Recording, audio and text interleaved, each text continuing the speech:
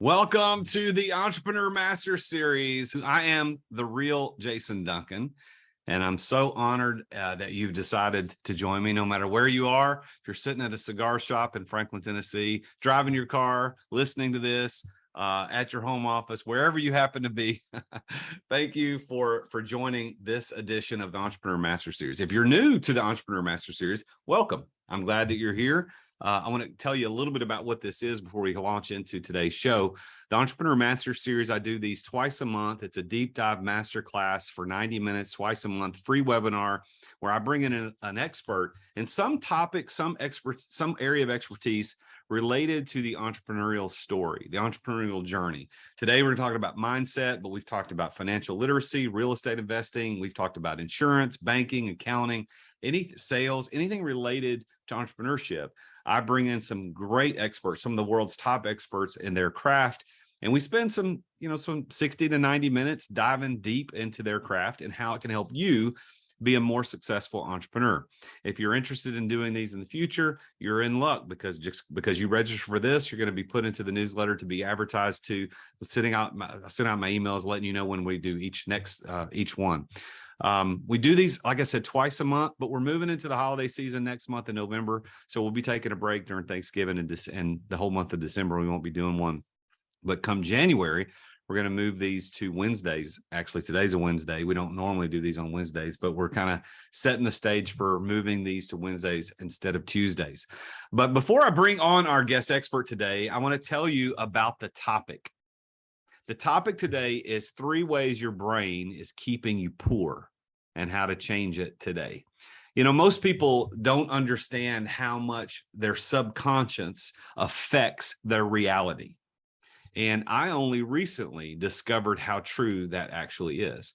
Our mental health, our physical health, our relationships, our financial health are all dictated. The realities of each of those areas is dictated by how we think. And this isn't mumbo jumbo psychic crap, call 1-900 numbers. This is science, and this is legit stuff. And today we're going to do a deep dive into 3 ways, as I said, that your brain is keeping you poor and how to change it today.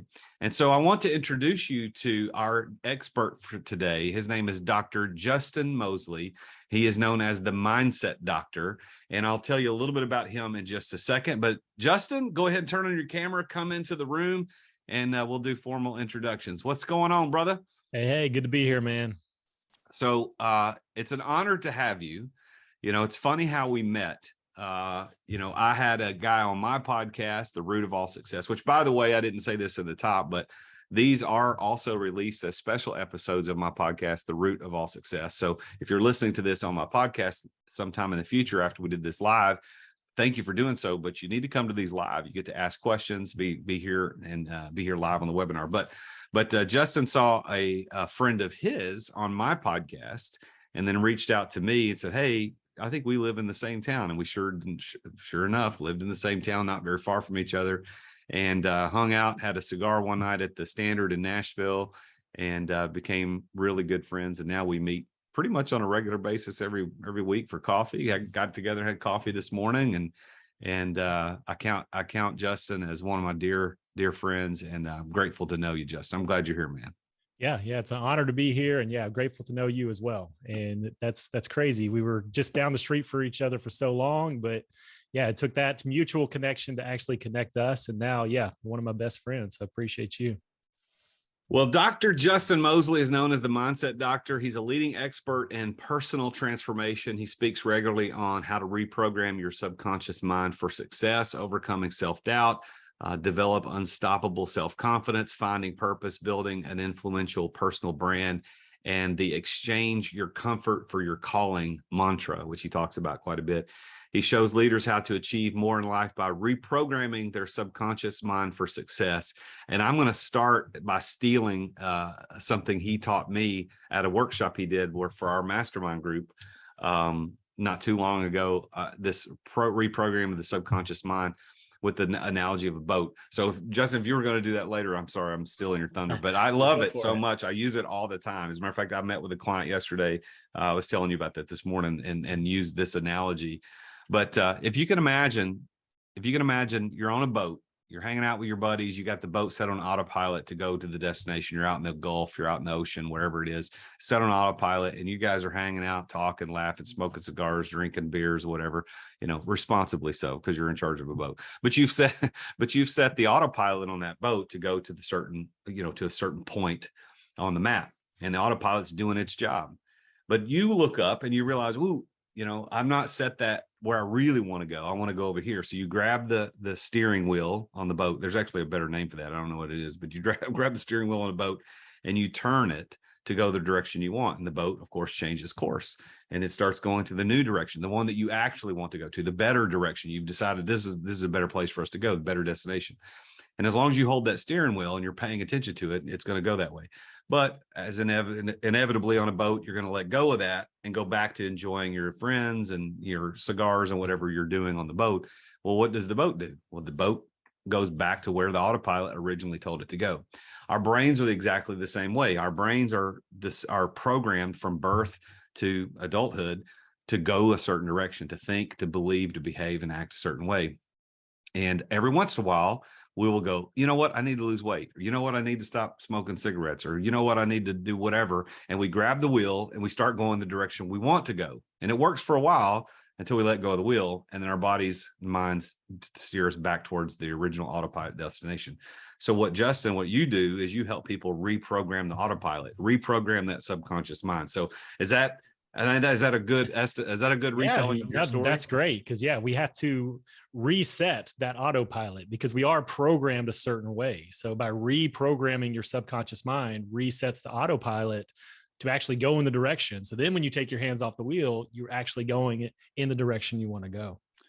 So how did you, let's start there. How did you get introduced to this as a concept? Because you're a doctor of chiropractic. You and your wife have a very successful chiropractic practice here in the Nashville area. And you're not a practicing chiropractor anymore, but how did you get introduced to the idea of mindset, subconscious work, et cetera? Yeah, well, it started for me when I was 16, went to Barnes & Noble and I bought this book, this actual copy, Awaken the Giant Within by Tony Robbins. And that's what really started my journey of, hey, if you change your mind, you can change your life. So I started diving into that. And it was really, that turned me on to Jack Canfield. And Jack Canfield, that's when I first started hearing about the reticular activating system and the autopilot and programming. And I just loved that stuff. I love just consuming that. And I truly believe that it's the level of mindset and personal development work that I did for years that led to the success that we had in practice. And now we had the success there. When I switched gears, I wanted to help other people with mindset, personal development, reprogramming themselves so they could achieve higher levels of success. Yeah. So you decided that you exchanged your comfort for your calling, in the sense that there was comfort in the fact that you had, you gotten a degree and built a successful practice around a professional career. And then that wasn't your calling. That wasn't what you decided to do. And you've now taken that into a place where you're exercising your gifts and your passion on a daily basis. And it's pretty evident to me and to people, I think, that know you. So what is it about, or the topic today, of course, is the 3 ways our brain is keeping us poor, and how to change it. But that's that's a teaser topic. And of course we did that on purpose, but it could relate not just to money.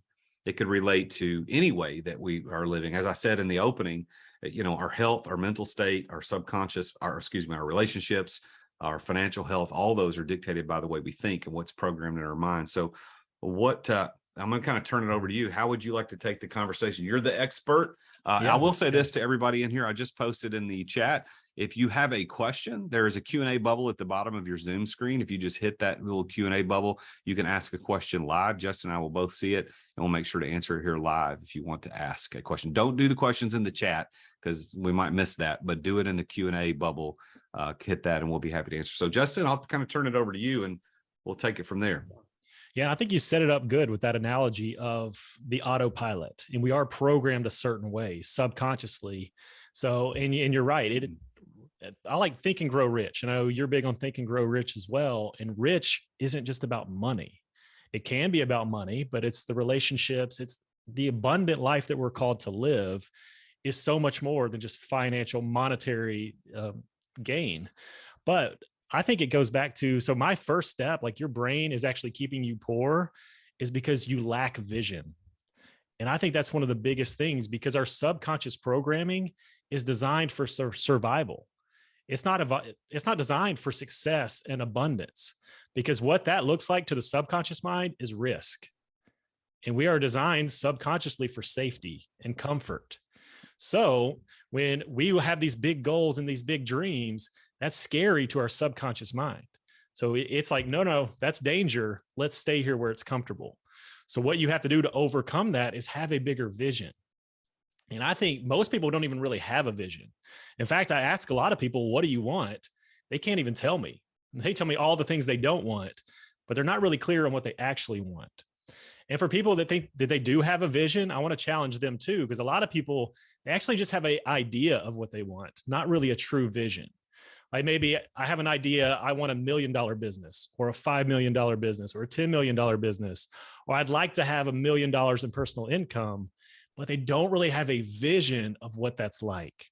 And a perfect example of vision is Walt Disney. Walt Disney, great visionary, obviously with Disney World. But there's a story when Epcot was actually opened. It opened after Walt Disney had died. And they interviewed Roy Disney, Walt's brother. And they said, isn't it a shame that Walt isn't around to see this? And Roy said to the reporter, Walt did see this. That's why you're seeing this today, because that's how real Walt's vision was. He made it so real. And that's what I think is lacking for people. In fact, the Bible says, without vision, people perish. So you have to have that vision, and it's got to be so real you can actually see it happening. And it actually excites you. It moves you to actually want to take action towards your goals. What is vision? What does that mean? Yeah. And it's different for everyone, because I think some people get caught up in like calling and vision and things like that, because they think they have to have some grand Mother Teresa style vision. And the reality is it's whatever moves you. Like your calling and your vision right now in your life could be to be an amazing parent and to actually have an amazing relationship with your kids. It could be you're going to work and you're going to put a smile on other coworkers' face. It could be even, I'm going to go to the gas station today and I'm going to lift up that clerk, because you never know what they're going through right now. So, but again, it's so personalized to you. You have to figure out for you, what is that vision? What is that calling? What is that purpose? Because that's what's going to be that driving force that pulls you out of your comfort zone to actually go for something bigger. I think that I think a couple of points I'd like to make on that idea is that vision is what you want to be, not what you will do. And I know you and I have been talking about that, because you and I are going through the Think and Grow Rich workbook together. And it's been very fascinating about how to, you corrected me, and rightly so, because you're a coach on mindset. but one of the things I wrote in there was about what I want to happen or something like that. And you go, no, you write it as if it has happened. And that's what helps us see things better about what we will be. So for instance, one of the things I want to be is I want to be 185 pounds. Like that's a vision of what I want to be, not what I want to do. But there are things I have to do in order to get there. And so no matter what we see, our preferred future, which is our vision, there are things we do to get there, but don't focus on what you got to do. Focus on the thing that you want to be at the end. That's what you're talking about with vision. That's what you've taught me. Yeah. So one of the ways that we're keeping ourselves poor, whether it's physically or financially or otherwise, we don't have a vision for what we really want to be in the future. That's pretty good. How do I think fix that? It comes from living from the end. And I know I shared that concept with your mastermind group, and because you do have to have the vision of what it looks like, but then go ahead and live from the end. What would it be like to have that financially? What would it be like to have the amazing relationships? What would it be like to live as that and start visually seeing it? And that's why I love the mindset stuff, because science now shows the mind can't tell the difference between something real and something vividly imagined. So if you start to imagine it and rehearse it and play it over and over in your mind, it actually becomes real to your body. We've seen this in science now. People can actually heal themselves of diseases by what they put into their mind. And it's so crazy. You can change yourself physiologically. You can change yourself chemically, biochemically, by the visualizations you do in your mind. And I think that's something new that we've been talking about too, is with affirmations. I think a lot of people do affirmations wrong. They think, oh, people have said to do affirmations. Let me copy their affirmations, or let me Google the top 10 affirmations to do. And they just say words. They don't actually feel the feelings. And that's where it comes in. Your vision has to be something that moves you emotionally. You got to be able to feel it inside. You got to feel it, see it with in your mind, and feel it with your heart. And when you feel that emotion, that's when you start to take action. And that's what will actually be your driving force, because hey, running a business is hard. Doing the things that we got to do in life is hard. But when we have this inner drive, moved emotionally by a strong vision, that's when you go out and we actually make things happen. You know, that point, Justin, you made about our bodies don't know the difference between real or imagined things. And the best example, I don't know if you said it or somebody gave me, is scary movies.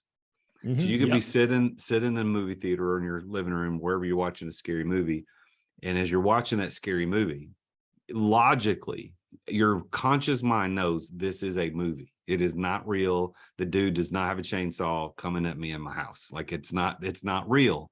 But physiologically, what happens? Our heart rate increases. We might sweat a little bit. The hair on the back of our neck stands up. Our pupils dilate. Our body is responding to an imagined reality. Now, if that can happen in a movie, why don't we write our own movies? Why don't we have a better vision about what we want to see? And I tell you, I used to not buy into this. I used to think this was mumbo jumbo psychic crap, which I mentioned at the top of the show. I used to think that's what it was, but it's not. Like, this mindset stuff is for real. You know what's funny about the Think and Grow Rich? By the way, if you're those of you who are listening and watching this live, if you haven't read Think and Grow Rich by Napoleon Hill, you're doing yourself a disservice. You have to go read that book. But he wrote that in 1930s. I think it was published in 1937 eventually, or published in 37. But the stuff he wrote about the brain and how we think, like, wasn't verified until like recently, within the last 30 or 40 years, right? Yeah. So it's like it was mumbo jumbo to them back then, but now science is actually proving it. And I love that too. Is that, yeah, we talked about the scary movie. There's different things. You could visualize yourself being on the top of a skyscraper and actually closing your eyes, being in the moment and walking over to the edge, looking over the edge, feeling the breeze hit you. And you could actually become scared that you're going to fall off the side of the building. That's what you can do to your body. And a great example of it is actors. Actors get really good actors, they get so into their character, they become that character. And one of the most famous examples is the guy that played the Joker. Can't remember his name right now. Joaquin Phoenix? No, the other one, the one that actually overdosed. Oh, golly. What was his name? Yeah, I'm losing his name right now. But he was a really good Joker. But he got so dark in that role. He played that role so much. Mentally, it messed him up. And he overdosed on drugs because of that and ended up passing away. And that's the thing. He played a heartthrob in other movies. And he was the life of the party and the heartthrob. But then goes and plays this really dark role and actually becomes that. And actually leads to the end of his life. So that's the power, though, of our mind. So, and I think within life, that's the question we should ask ourselves. Are we the star of our own movie? I think a lot of people are playing a supporting cast of the movie of our own life. So how are you going to show up? And I think this is something that me and you talked about. Was there was a study done in a retirement home. And they took these guys in their 80s, 90s, and they said, I want you to pretend that you're in your 20s.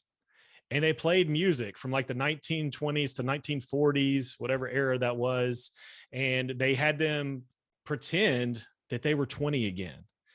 And they actually took blood samples, they took urine samples, they took all these measurements. And what they noticed is by them just pretending, all of their markers got better in their lab tests. They actually grew. They were actually taller because they were standing up in better posture. They were actually started playing touch football with each other and like running as much as they could around the facility, all because they believed, they pretended to be 20 again. So the question is, who are you pretending to be? In your life right now, how are you showing up? And I think intention is one of the biggest things people are missing. They're not showing up with any sort of intention. They're just showing up day to day just to see what happens. But when you can really be intentional, just like those guys, be intentional to show up like you're 20. If you were intentional today of wrapping around your vision, like, this is my vision, this was what I want to do, so I'm going to show up today as if I'm the person who collects $10 million, or if that's your vision for your business. That person's going to show up a lot different than me just waking up saying, I'm going to see what happens today. So you have to be intentional with your time, intentional with your thoughts, which I think is even more important, because if you're not intentional with your thoughts, all the negative voices start to creep in. Yeah, You can't do that. Who are you qualified to do that? Yeah, the negative self-talk is our biggest enemy. You know, we say things like, "Oh man, I'm so stupid. That was a dumb thing. Why did I do that? I'm an idiot." You know, those little comments aren't innocuous. They are actual, real poison against our ability to live our best life. And Jake, thanks for that. It's Heath Ledger. Yes, I don't know why I lost his name there. Heath Ledger. But you know, our ability to speak life into one another also is our ability to speak life into ourselves. So if we say positive, nice things, like I was, this is a funny story. I'm not saying this to brag, but it's a funny story. But yesterday I was checking my car in Detroit. I was in Detroit visiting a client, and I had a rental car, and I was checking in. And I pulled up to the gate, you know, the parking area. And, you know, those people that are working in those little booths aren't normally the friendliest people in the world. Right. And so this older Black lady was there. She had purple hair, and it was actually kind of cool looking. It was actually, she did it. She's carrying it well. It looked really cool. Yeah. And she had one of those normal attitudes of people working in a parking booth. Where's your ticket? You know, something like that. Yep. And so when we got done, I looked up and said, "You have a good day. And I really like your hair." And her whole face changed, like everything changed. She goes, "Well, thank you." And then I drove off, and I could see in my rearview mirror, she's just smiling. And so if we can speak life into someone in an instant like that, we could do it for ourselves too. I really believe, and I think you would probably corroborate this, is that the first few words of our day, the first interaction of our day, will set the tone for the rest of the day. So if you get up and somebody's yelling at you, or you get up, you stump your toe, or you get up and something bad happens, probably gonna have a crappy day. But if you get up and say affirmations or nice things or do things, or like me, I pray first thing I do every morning, roll out of bed and pray, kind of sets the tone for my day. So so if lacking vision is the first thing that we're doing to keep us poor, we can change it by getting vision. So what's another thing that we're doing on a regular basis that keeps us poor? Yeah, I think the second thing is people aren't feeding their mind daily, which goes into what you were just talking about. And that's the thing. We have to keep guard of our mind. Our mind is like a garden. What seeds are we allowing to be planted into our subconscious mind? And it goes back to, I mean, death and life is in the power of the tongue. You saw the power of that. When you spoke life into that lady, it lifted her up. We know if we speak bad to someone else, it can bring them down. But how are you actually speaking to yourself? What thoughts are you thinking? How are they affecting you? So that's where I think holding every thought captive is very important, because then we can actually be aware of what is that negative self-talk. Because the problem is a lot of times it's a tape that's running in the background that we're not even hearing. So we have to be aware of those thoughts that are coming in, because when we become aware of those, then we can actually change them and actually create the empowering beliefs that we need to actually pull the weeds out of the garden, so to speak, and plant new seeds, the empowering, life-giving seeds. But I think definitely feeding your mind every single day is one of the most important things. And I was thinking about that this morning. I mean, how important it is. Yeah, we got to eat food. We got to feed ourselves, but that only can nourish us for a few hours. But when you feed your mind, that can nourish you for a lifetime. So I'd rather you skip a meal than skip an opportunity to feed your mind. So feed your mind every single day. And you can start easy, listening to Jason's podcast, the Entrepreneur Master Series. All these things are feeding your mind. You got books, you got podcasts, you got YouTube videos. Do something every single day to feed your mind. Otherwise, if you're not actually doing it and being proactive, you're being programmed, whether it's TV, radio, advertisements, everything that's around you is the own thoughts that are going in your head are actually programming you to go away from the vision and what you actually want to create in your life. Yeah, well, I think we've all heard the garbage in, garbage out. And for those of us who are parents, we talk about the influence that our friends are to our kids, the influence that their friends have on them. And the reason is because what's being fed in, if we put ourselves in an environment where negative things happen or not so good things happen, garbage in, garbage out. It's like a computer. You put bad code in, you get a bad program. So our brains are exactly the same way. What we put into our brains is what our reality is going to be. Like what I said in the opening, I think that most people, I do mean like 99% of people. I think maybe even less than 1% of people understand it, but most people do not understand how much the subconscious mind and how we think affects our reality. And, again, Justin, I used to think all this stuff was hogwash because I think, if you'd have told me, well, yeah, if you're 90 and you think you're 20, you're going to feel better. Well, I would have thought that's crazy until I see it happen. I remember meeting a pastor. For those of you that know me, I used to be a pastor a long time ago. And I remember meeting a guy. This is when I was living in Nebraska at the time. And he was a pastor at another local church. And we had a little pastor association, and we were hosting at our church building one day. He stayed after a bit. We were chatting, and he told me a story about how, and he was probably in his 30s. I was in my 20s at the time, but he told me, he said, yeah, I'm a cancer survivor. I had cancer. I'm really, and I don't remember what kind it was. And I said, well, how did, what happened? How did you get over it? He goes, I didn't go to doctors. I just started eating better. I ate nothing but fruit. I think it was one of the things he said for like 6 months. And they were in mindset. He talked about that. And I remember at the time going, maybe you didn't have cancer. I remember thinking that was kind of the way I was perceiving it. But now I know, like, if you feed your mind garbage, you're going to get garbage. If you feed your mind good things, you're going to get good things. Yeah. So I that's think really cool. That's huge too. It's like we understand that concept, garbage in, garbage out, but people aren't even aware of the garbage that's going in. And the biggest form of garbage is the own thoughts you think about yourself that are negative and demeaning, because there's a lot of things that we say to ourselves that we would never say to anybody else. We wouldn't talk like that to somebody else. Why do we allow ourselves to talk like that to ourselves? So one, we got to get aware of those thoughts. And that's where the mind is programmed to keep you poor and keep you where you're at. Because the reality is, if you want more, you've got to become more. And feeding your mind is an opportunity for you to actually to become more. And part of it is like, and I think of it as like a container. Like I've got a container here that holds like 24 ounces. So if that represents my mind, I can only put so much in this container, and then it will just start overflowing. Well, if I want to actually retain more and become more, I need a bigger container. So I got another one that holds like over 40 ounces. Well, the next level, then I could get a gallon jug, but I have to become a bigger container.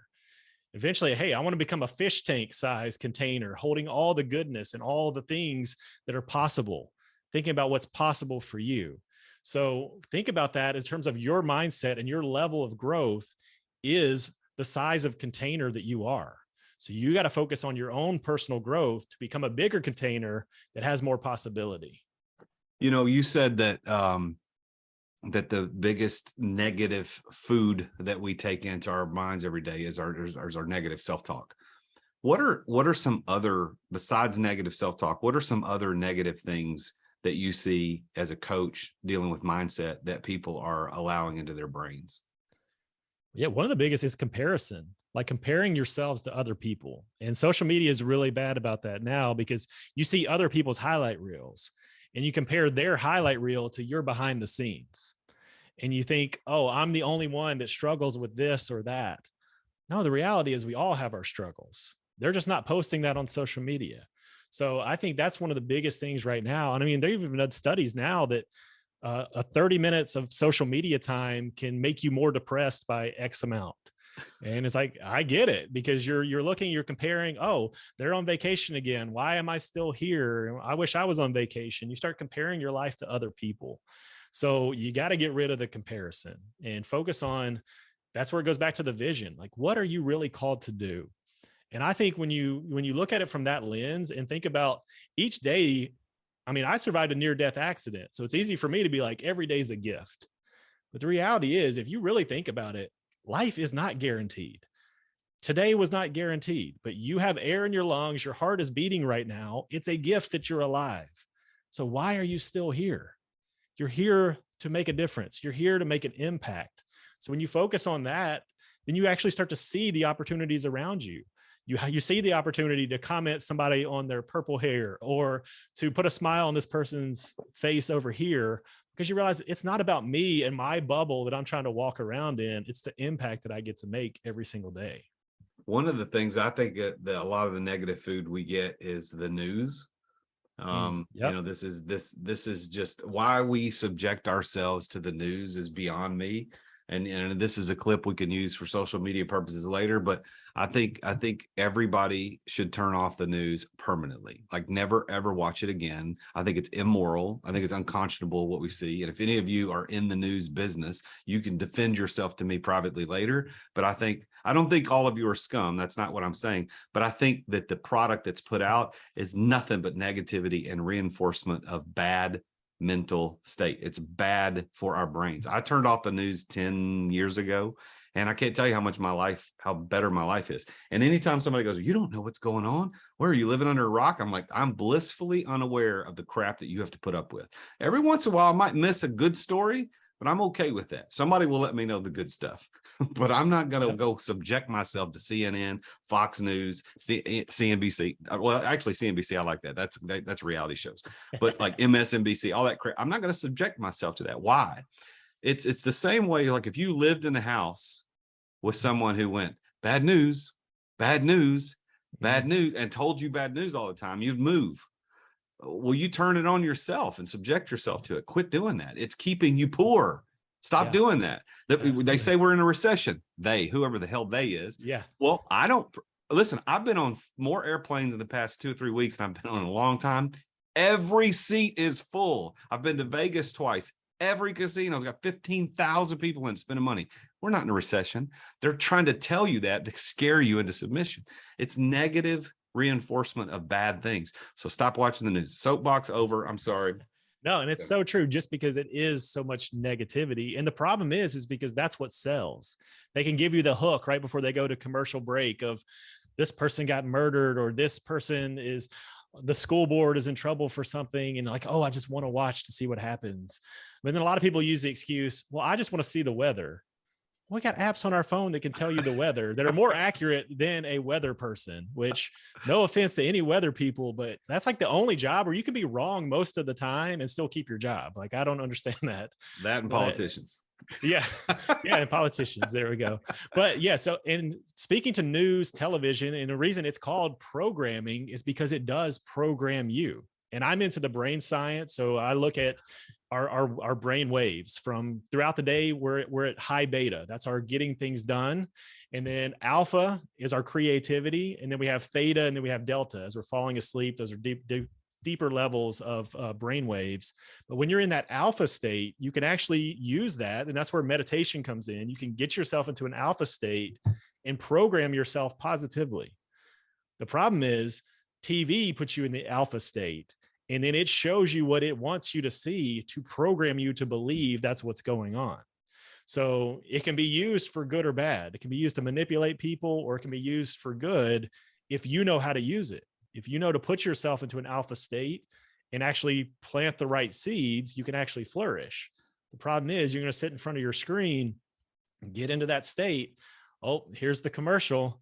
And it's funny when you watch like medication commercials, if you mute the volume, it's just people that are happy and just running through a field as they're actually, the screen is talking about all the side effects and anal leakage and death and heart attacks and all these things are going to happen to you if you take this, but you're watching this person run through a field and they're so happy from taking this.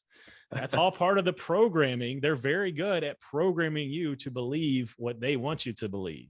So that's where I think doing the work, going back to this point of feeding your mind daily, because your mind is under attack. And if you're not feeding your mind, who is? That's good. All right. What's our third thing that we're doing on a regular basis to keep us poor? Yep. So the third, and it's a big one, and I know enjoy this one too, is not surrounding yourself with the right people. Relationships are rocket ships. And just like with our relationship, we were connected through a mutual friend, and our relationships flourished, and we've been able to connect with other people. But I can't underestimate how powerful having the right people in your corner. And a lot of people ask me, like when it comes to goal setting, like, should I tell other people my goals or should I keep them to myself? And I think you have to be careful. So you got to do it both ways. One, if you tell the wrong people your goals, they're going to shut them down. They're going to plant those negative seeds of why you can't do this. That's a stupid idea, all those things. But if you tell the right people your goals, they'll actually help you achieve them. So that's where surrounding yourself with the right people really comes in. And I think I shared this story at your at the workshop for your mastermind, was the story of the $500 dinner. So there was this wealthy businessman that he was interviewed by a reporter, and the reporter asked him, if you lost everything, what would you do? And he said, I'd wake up, I would go out and I would get a job. I would save up $500 and I'd go out to eat at a restaurant that costs $500. And then I'd go back to work. I'd work, I'd save $500. I'd go out to eat at a restaurant that costs $500. Then I'd go back to work. I'd save $500. He said it again. And the reporter stopped him and said, why do you keep wasting $500? And he said, see, that's the difference. I know if I go to a restaurant like this, it's not a waste of money. I know if I put myself in that environment, there's people there that I can connect with that will help me gain all of my wealth back. And that's the power of surrounding yourself with the right people. And the good news is you don't have to go spend $500 for a dinner. A great thing to do is to find a mastermind group. Surround yourself, get a coach. I think a great coach can pull something great out of you. So surround yourself, but you got to invest in yourself.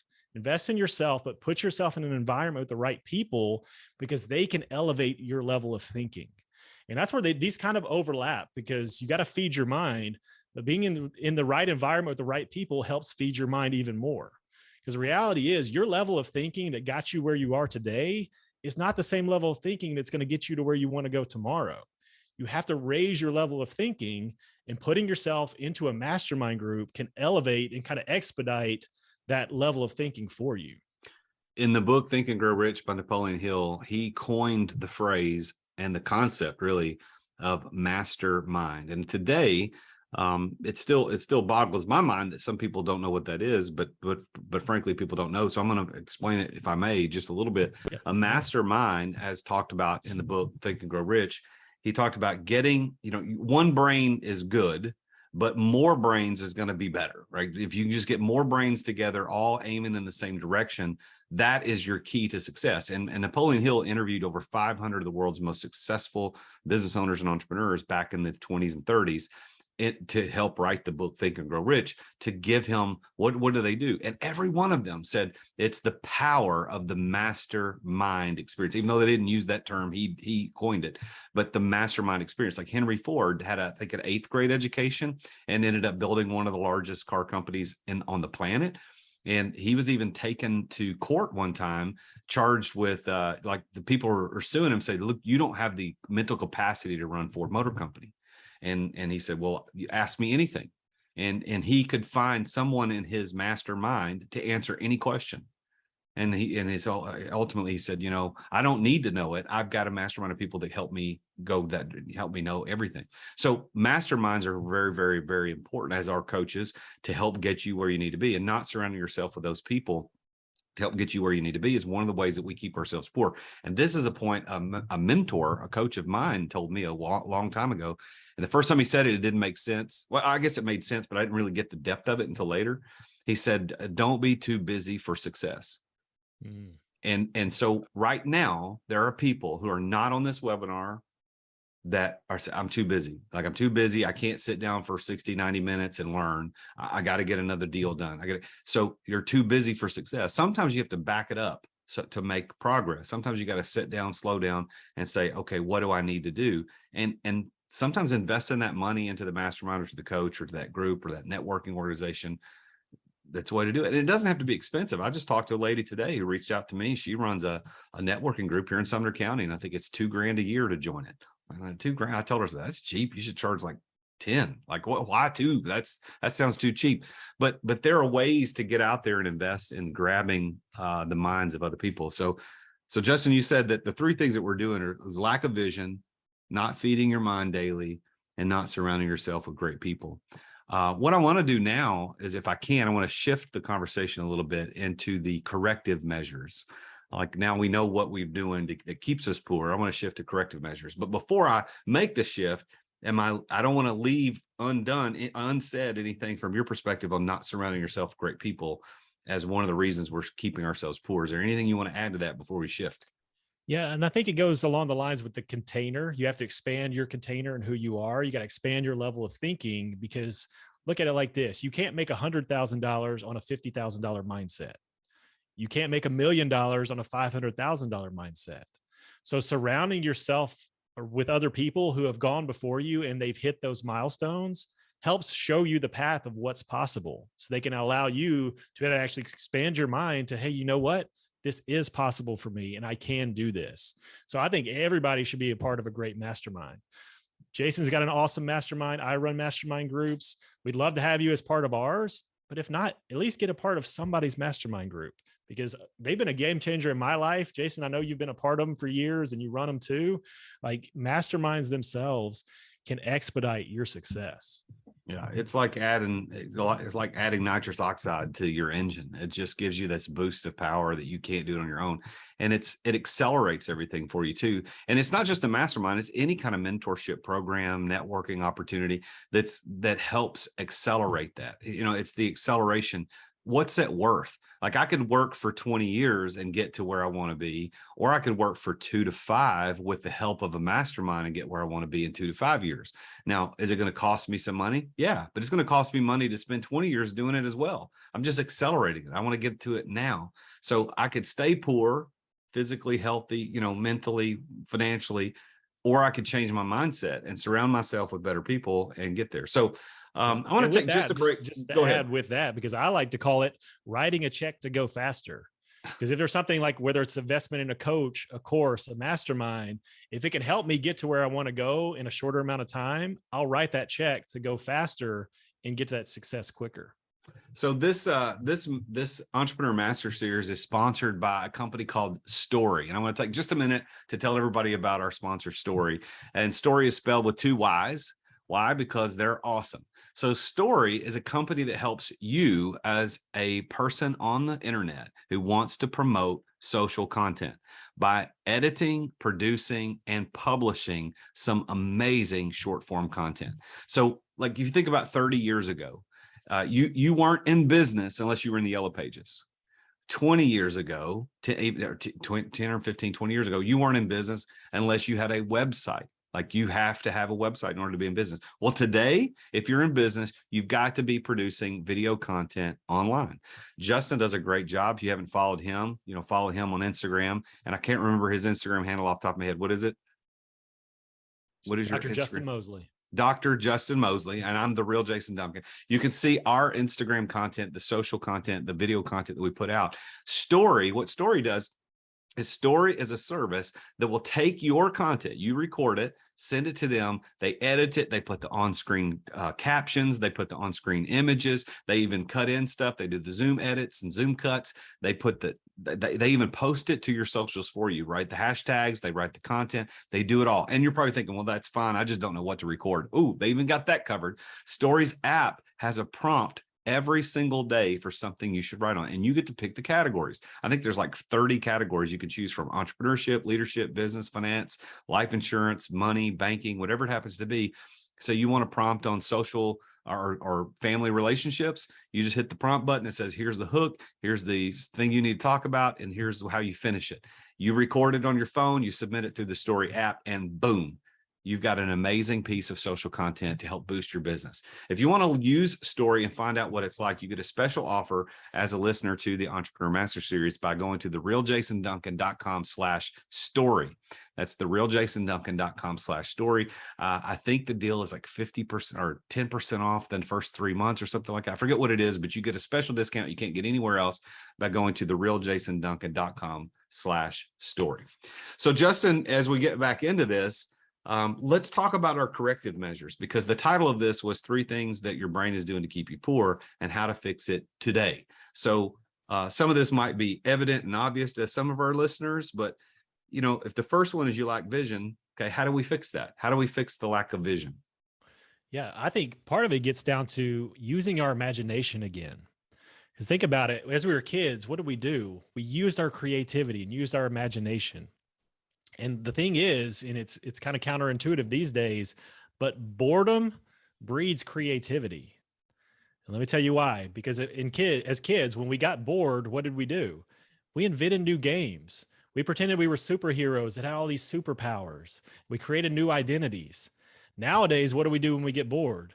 We grab our phone, or we try to go on social media, check our emails. We look at the things to do to distract us instead of allowing ourselves, when we get bored, because boredom is actually a sign of our brain waves dropping down where we can actually be creative. But instead of allowing ourselves to tap into that creativity, we distract ourselves. So eliminate the distractions and use that time to actually be creative. Instead of saying, hey, I'm going to grab my phone, let me check Instagram. And you know what? I'm going to think about my vision. I'm going to start get creative about what I want to create in life and sort of get excited about that. And you think about all the greats like Benjamin Franklin, Leonardo da Vinci.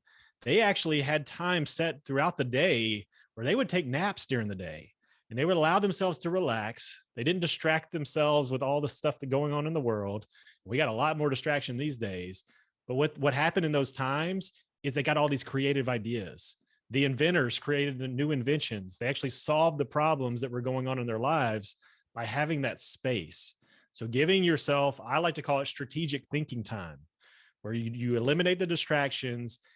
That's when you go into, you slow down your breathing, you go into that alpha brainwave state, and you get really creative. And that's where the answers to your problems start to come. The answers to your problems don't come when you're putting out the fire and you're go, go, go. The answers come when you give yourself the space. And that's why a lot of answers come to us in the shower. We get this creative idea. Why? Because we're not distracted by all the things going on. We can actually give ourselves the space to have a creative idea. So I think that's one of the biggest things early on is allow yourself to be creative. But in order to do that, you got to give yourself the space. Yeah, I remember as an 8th grade school teacher, when I was teaching 8th grade, one of the things I hated the most was when a kid would come up to me and say, Mr. Duncan, I'm bored. And one of the things I learned to say back to them is that boredom is a choice. Like if you're bored, you're choosing to be bored. I mean, what are you going to do? There's other things you can do. And had I known you and had I known what you teach about boredom breeds creativity, that would have been my answer. Boredom is a choice. So now is your opportunity to be creative. What do you want to do? And use your powers for good, not evil. Because a lot of bored kids do some stupid stuff. An idle mind is the devil's workshop, as they say. Yeah. Okay. So if we lack vision and that's keeping us poor, and we could change that by using our imagination again. Are there any tricks that you could recommend on how to spark imagination for those of us that may think that we're not very imaginative? Yeah. And that's the hard part. And that's where I think using actors as an example is they can channel someone else. Like we talked about that with Heath Ledger, thanks to Jake giving us his name. He could actually become someone else. Well, I think we could do that with our own self. What is that higher version of ourselves? How do we need to show up? And then we can kind of look at where are we, what are we lacking now that we need to have to be the highest version of ourselves? Do we need to work on communication? Do we need to work on our writing skills? What skill are we lacking? And then we can start to get creative of, hey, what skills do I actually need to learn, and start visualizing ourselves as a great communicator, as a great writer, as a great boss, as a great leader. A lot of times leaders just want to show up and demand respect versus actually becoming the leader they need to become that people want to follow. So I think part of it is, and that's where the vision comes in, of thinking about who do I need to become? Not what do I need to do to have this, but who do I need to become? And then really visualizing, what does that person look like? How does that person show up? If there's a conflict, how does that person resolve it? And again, it's not you becoming somebody you're not, it's you actually becoming a higher version of yourself. And when you start to become that higher version of yourself, you're no longer reacting to a lot of stuff that's going on around you. you're actually becoming aware of it and you're responding in the correct way. That I've had that very experience you're explaining over the last month or so, since I've started working through this workbook with you on Think and Grow Rich. And we're writing our affirmations, and I've got a half a dozen of them that I do. And one of them is about a weight goal that I want to be at. And it's 185 pounds. And I haven't been 185 since I was in high school. So that's a long way to go for me, but it's not impossible. It's attainable. And I'm working diligently. I'm happily on my way, as you told us to say, to that. But here's what I've experienced is that I now make better choices on food, because I even say to myself, is that what 185-pound Jason would eat? Yes. No, he wouldn't. And I make good. Those decisions, and it happens. It works. Yep. And that's part of, we do have to trick our minds. And that's where affirmations can feel really weird. Like, I'm happily, if you say, okay, I'm 185 pounds, but you're not there. And in your mind, you're like, that doesn't even feel right. Then you can use, I'm happily on my way to my goal weight of 185 pounds. But then that's what happens in our minds when we have that option of, should I take another bite of this pasta? Oh, they got a dessert. They want me to take a bite of that. You know what? What does that 185-pound person do? And I can act from that. And that goes back to that vision, living from the end. You live as a 185-pound person. What do? They're not going to skip the gym today. They're going to go get their workout in. They're going to have their smoothie. They're going to pass on the dessert. And that starts to snowball. Each day leads to the next day. You make better choices that day. And it's our better choices over time that lead to our results. It is. I tell you, the funny true story. I was staying at the Hampton Inn and Suites in Fraser, Michigan, just north of Detroit, over the last 2 days. And they have Otis Spunkmeyer cookies on the front counter when you come in. And we had gone out to dinner, and I had a really nice dinner. Very, very nice dinner, actually. And I got back to the hotel, and I have a sweet tooth. I've always had a sweet tooth my whole life, and I embrace it. And I like I like sweets. So, and I went to get a cookie, but instead of eating the whole cookie that they gave me, which is what the normal Jason would have done, I only ate half of it, not even half, and threw the other in the trash, which is a mental breakthrough for me, because I didn't know, I don't throw food away. But I was like, that's what a 185-pound Jason would do, because, hey, he wants a cookie, and he's not going to deny himself that. I'm not about suppressing what I don't naturally desire, but I am going to only do what is necessary. I just wanted the sweetness. I didn't want the whole cookie. I just wanted the sweetness. So I took a couple bites, threw the rest in the trash. And I was like, that's what 185-pound Jason does. And I'm happy to say, for all the world to know, that who cares? It's like, I got on the scale for the first time today. I've been out of town for 2 weeks, and I was down 2 pounds. I'm like, how did that happen? I've been out of I haven't been working out because I've been out of town. Yeah. So my body is succumbing to the vision that I have. Yep. Well, and then part of that is really, and we could go deep in this, me and you could talk for hours on this stuff, but when it comes to goals like that, if you find yourself continually self-sabotaging, you're skipping the gym, you're eating the cookies all the time, pizza, whatever, but then in your mind, you keep saying, but I want to be 185 pounds. The reality is you don't want it bad enough if you continue to make those choices. Yeah. So you can't stay in that limbo of, I'm telling myself I want this, but my actions equal this. So really, I want to eat crap and not work out more than I actually want my goal. And the reality is, if that's where you are in life, then accept that. And that's just the place I am right now, that I just would rather live my life like this, but not hit that goal. Versus when you get really true about that goal, which is where I think the vision comes in, no, I'm really going to show up as that. That's when you start making the decisions like you have, you know what, I can take a bite, but then it's not going to control me. I'm going to throw the rest of it away. I'm actually going to hit the gym. I'm going to do these things because my goal is more important than the short-term delight that I get from that. So the first thing that we're doing that's keeping us poor, whether it's financially, physically, or otherwise, is our lack of vision. And we can correct that by using our imagination again. So if the second thing we're doing every day that is keeping us poor is that we're not feeding our mind daily, what are the corrective things that we can do to feed our mind on a regular basis? Yep. And definitely daily routines. You mentioned morning routine, which I think a lot of people talk about morning routines, but not enough people are talking about evening routines, because I believe a daily routine sets up your day for success, but the evening routine sets up your life for success. Because whatever you're putting into your mind as you're falling asleep, your subconscious mind is actually starting to process that when you're falling asleep. And studies have shown this too. Like if you're studying, like back in college, you got exams coming up.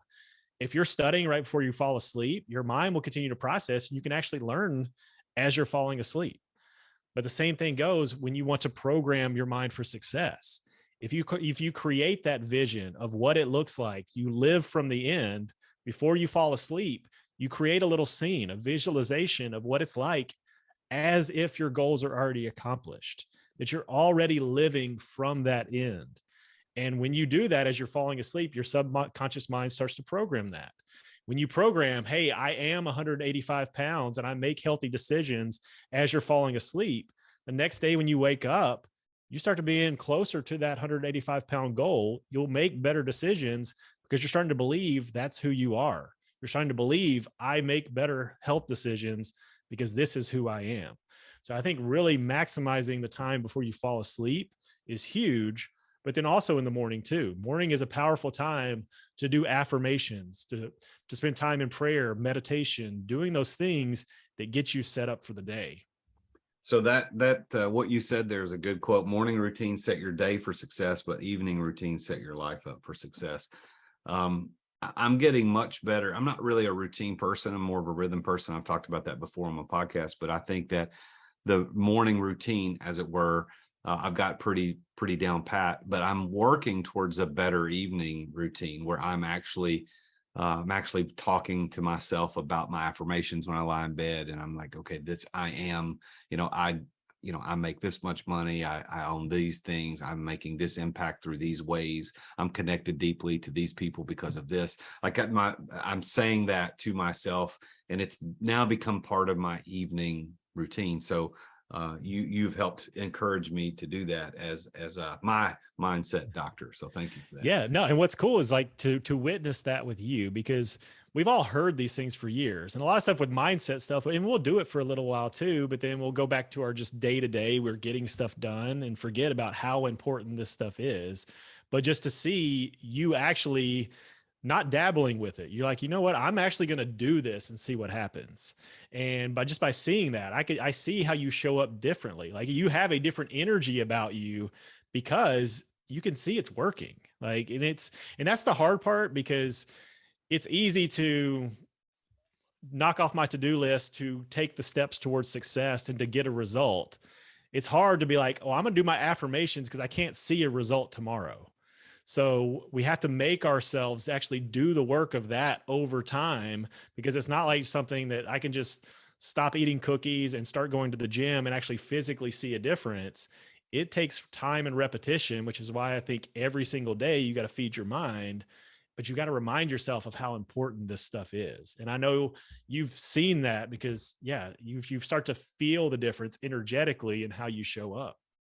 So the third thing that you said that we do that keeps us poor is not surrounding ourselves with great people. And I know we kind of already answered the question because we talked about masterminds, we talked about coaches, et cetera, but you can either expand upon those two suggestions as a way to rectify that thing that's keeping us poor, or are there other ways that we could rectify that we're not surrounding ourselves with great people?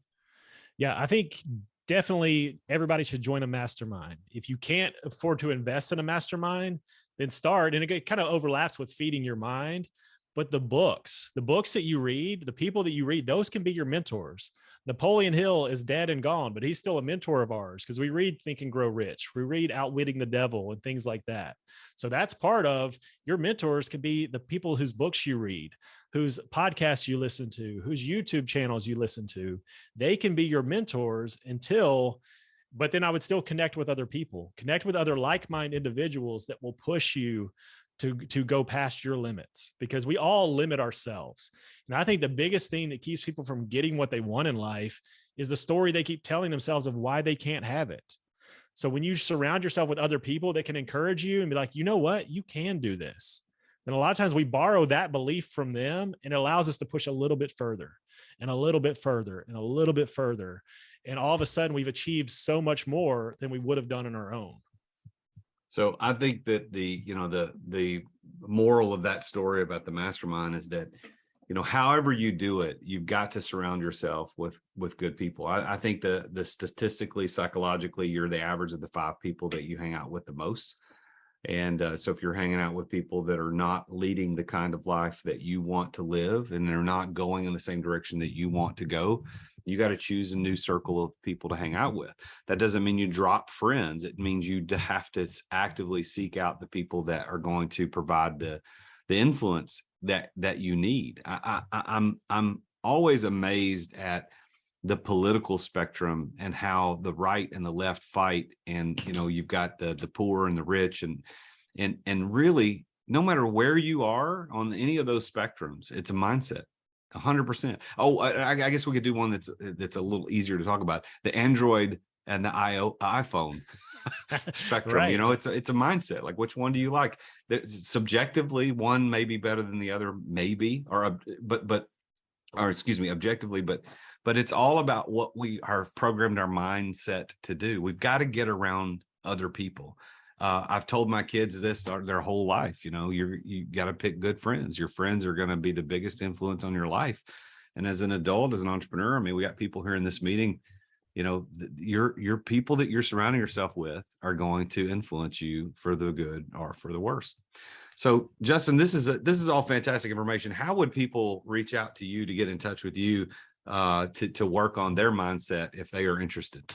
Yeah, so you can check out my website, drjustinmoseley.com, but follow me on Instagram. Shoot me a message and just tell me that you heard me through Jason's Entrepreneur Master Series. And for either one of us, if there's something we said that you like, shoot us a DM. We both answer all of our DMs. Some people have people that do that for them. No, we love connecting with people. And this kind of stuff, when we hear something we said made a difference, it helps us continue to do more of this, because that's what we're about. I know Jason's heart. We both have a heart to serve people and make a difference. This is our calling that we're living out. So if anything that we said hit home with you, definitely let us know. So go to drjustinmoseley.com, check that out. While you were talking there, the last comment you made before I asked you about the contact information, it reminded me of a story that I heard. And I just did a little quick search. I don't know if this is the one I'm looking for. You've probably heard this before, but it's about a high school kid who was kind of struggling through high school, and he went to take his SAT, and he got 1480 out of 1600, which was unbelievable. A kid like that should not have gotten it, but he did. And, they all thought he cheated. And, but he's like, I didn't cheat. Like I just did the test. And so he went on to college. He got accepted to college. He became a straight A student in college. He was, he succeeded in life tremendously, but then it turns out later, he was one of 13 people who got the wrong SAT scores. His actual score, 740. Yeah. So his whole life was dictated by someone telling him that he was smarter than he actually was. And he believed it. And he went on to live a life that paralleled the reality of him being smart, rather than what might be argued by some, the true reality of him not being so smart. And our minds it's that autopilot. It goes back to the boat thing. You're programmed a certain way, and you decide to pull the ship the other direction. If you keep holding on and reprogram that, like that kid did, your mindset can take you anywhere you want to go. Yeah. And there's so many stories of that. So Carol Dweck wrote the book called Mindset, and they talked about the study where they told the teachers which kids were gifted and which ones weren't. And the way the teachers taught the kids and the way that they acted towards the students made the ones that weren't gifted, but the teachers were told that, they treated them differently. And the kids started believing that they were gifted and started to do better on their scores. That's how powerful it is. But the thing is, nothing in life has meaning until we give it meaning. And a good example of this, there's a story of 2 brothers. One was homeless and one became very successful. And they were both interviewed. And the one that was homeless, they asked him, how did you end up like this? And he told them, I had an abusive father. And they went to the guy that was really successful, and they said, how did you end up like this? If your brother's like that, he said this, I had an abusive father. They both had the same environment, but they chose what they went through. They gave it a completely different meaning. One said, oh, I'm doomed. I'm going to get into drugs and alcohol and go do this because of what happened to me. The other one said, you know what? I'm going to take what happened to me and I'm going to overcome and become successful. So it's all a mindset shift. It's the perception, the way we look at the world determines if we're going to stay poor or if we're going to go and actually be rich, as we're talking about in life, not just wealth, finances, but rich in life. Yeah. Well, that's a powerful story, because if we really embrace the truth of that story, it eliminates this victim mentality that so many people live with. And the people that are in here that are listening to this, that are watching this, we're not victims. So it's not us, but there's a lot of this world that's living as victims. Everything's out to get me. I'm being pushed down because I'm X or I'm Y or I'm Z, whatever your X, Y, and Z is. No, everybody has the same opportunity to think themselves into a better position. Our minds are created by God to allow us that opportunity, and we all have that opportunity to think ourselves into a better position.